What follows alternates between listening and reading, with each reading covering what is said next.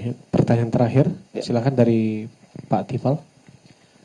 Siang Pak, Tifal dari Ya. Kompas TV. Ini menindaklanjuti apa yang terjadi di Pati, Jawa Tengah. Puncaknya kemarin sempat ada eskalasi sampai jatuh korban. Selain saya minta tanggapan Bapak mewakili pemerintah soal ini, saya juga mencermati ada beberapa pandangan. Tidak hanya di Pati, tapi kenaikan PBB ini juga terjadi di banyak daerah. Sampai terakhir ada yang menyebut di Cirebon sampai naik 1000%, kemudian di Jombang karena protes warga kemudian membayar pajaknya pakai uang koin begitu. Dan ada pandangan juga dari Selios terakhir kalian menyampaikan bahwa ini efek atau imbas dari efisiensi yang dilakukan pemerintah. Pada akhirnya dana yang ditransfer ke daerah minim sehingga pembangunan terhambat yang pada ujungnya memaksa pemerintah daerah melakukan pengambilan anggaran di sektor lain, terutama salah satunya yang paling gampang, dianggap paling gampang adalah menaikkan pajak. Akhirnya kan berdampak lagi kepada masyarakat luas yang ujungnya kita lihat kemarin seperti yang terjadi di Pati, Jawa Tengah. Sejauh mana kemudian pemerintah menanggapi itu yang menyebut efek yang terjadi di daerah terutama di Pati itu imbas dari efisiensi. Lalu kemudian yang kedua, sejauh mana kemudian pemerintah pusat melihat kebijakan yang diambil pemerintah daerah menaikkan PBB setinggi itu? Apakah ada reminder dari Presiden mungkin atau dari Kemendagri kepada pemerintah daerah untuk memperhatikan kenaikan pajak ini jangan sampai memberatkan terutama kalau menengah ke bawah? Terima kasih Pak. Oke. Silakan Pak. Banyak ya pertanyaannya.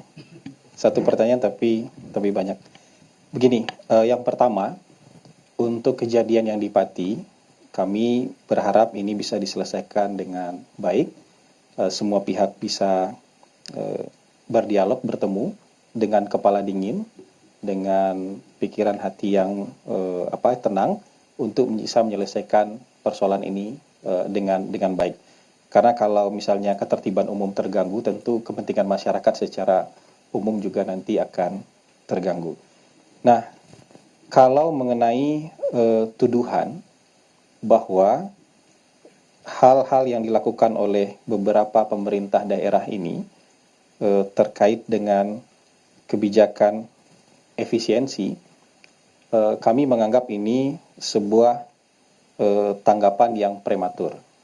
Ya, teman-teman, efisiensi di awal tahun 2025 itu tidak hanya untuk satu kabupaten kota, tidak hanya untuk 2 kabupaten kota, tapi untuk 500-an kabupaten kota. Ya kan? Untuk 500-an kabupaten kota. Untuk seluruh kementerian dan lembaga yang ada di pemerintah pusat. Jadi kalau ada kejadian spesifik, satu kejadian di Pati, ini dinamika lokal. Ya, kalau kita bicara ini adalah efek kejadian efek dari kebijakan pemerintah pusat, maka kita harus bicara dalam konteks 500-an kabupaten kota. Ya, dan ini perlu untuk ditekankan. Dan untuk kebijakan-kebijakan yang ada di pemerintah daerah itu kan memang kewenangan mereka. Ya, untuk PBB P2 itu, ini kan PBB P2. Pajak bumi bangunan, sektor pedesaan dan sektor perkotaan, rumah, gedung, tanah, di luar tambang, perkebunan, dan lain-lain. Ini memang kewenangan dari pemerintah daerah. Biasanya mereka juga membuat ini berdasarkan perda. Kalau berdasarkan perda itu kan bupati bersepakat memutuskan ini dengan DPRD. Kan begitu. Jadi elected office di sana yang sudah berunding. Bahkan kebijakan-kebijakan soal tarif PBB ini ada yang sudah dari tahun 2023, tahun 2024. Yang tahun 2025 mereka ada juga yang baru menjalankan. Jadi ini tidak bisa kemudian langsung dengan tuduhan prematur seperti itu. Ya, makanya itu yang saya bilang bahwa kebijakan ini kebijakan daerah, dan kalau ada kejadian seperti di Pati itu murni dinamika lokal, dan kalau itu dituduhkan sebagai efek dari kebijakan pemerintah pusat, maka kita harus bicara dalam konteks 500-an kabupaten kota. Dan ini kan satu peristiwa, maka satu peristiwa ini lebih baik dimaknai sebagai dinamika di tingkat lokal. Ya, tidak dihubung-hubungkan dengan kebijakan pemerintah pusat soal efisiensi, karena sebenarnya efisiensi ini hanya mungkin 4 atau 5% saja ya dari anggaran yang biasa dikelola oleh pemerintah daerah. Kira-kira seperti itu. Terima Terima kasih teman-teman Ya.